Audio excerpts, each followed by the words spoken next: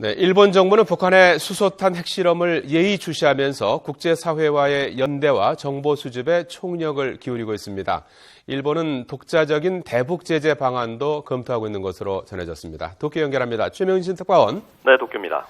아베 총리가 어제 북한의 수소탄 핵실험에 대해서 절대 용인할 수 없다면서 상당히 격앙된 반응을 보였는데요.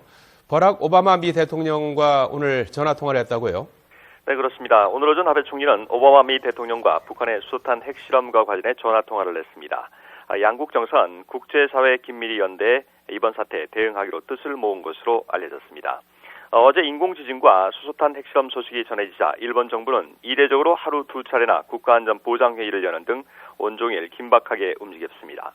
아베 총리는 관련 부처에 정보 수집과 분석을 지시하고 특히 방사성 물질의 영향을 감시하도록 했습니다.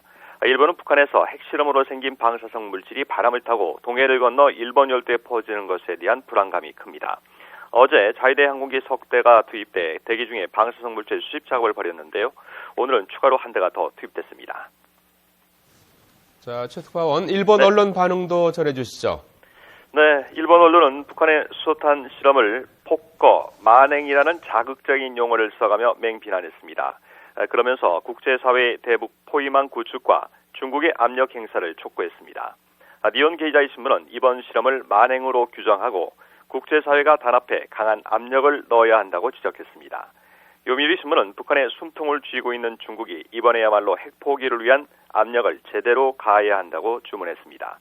마이니치 신문은 국제 포위망을 재구축하라며 육제회담을 다시 활성화시키는 것을 생각해야 한다고 강조했습니다. 자, 최명식 특파원, 일본 정부가 독자적인 대북 제재를 검토하고 있다고요? 네, 일본 언론들은 일본 정부가 지난 2014년 5월 북일 스톡홀름 합의에 따라 해제했던 일부 대북 제재를 부활시키는 방안을 검토하고 있다고 전했습니다. 북한 국적 보유자의 일본 왕래나 조총련 간부의 일본 재입국을 원칙상 금지하고 모든 북한 국적 선박의 입항을 금지하는 내용입니다. 또 북한으로의 현금 반출이나 송금 규제 강화 등도 검토하고 있습니다. 이 조치들은 과거 북한의 핵 미사일 실험이나 일본이 납치 등과 관련해 일본 정부가 유엔 차원의 제재와는 별개로 부과했다가 스톡홀름 합의에 따라 해제하거나 완화한 것들입니다.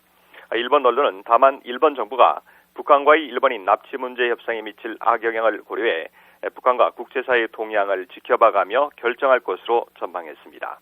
일본이 풀었던 대북 독자 제재를 부활시키면 북한은 스톡홀름 합의 파기로 간주하고 납북자 재조사를 중단할 것으로 예상되는 만큼 제재를 결정하기까지 상당한 진통이 예상됩니다. 지금까지 도쿄에서 YTN 최명신입니다.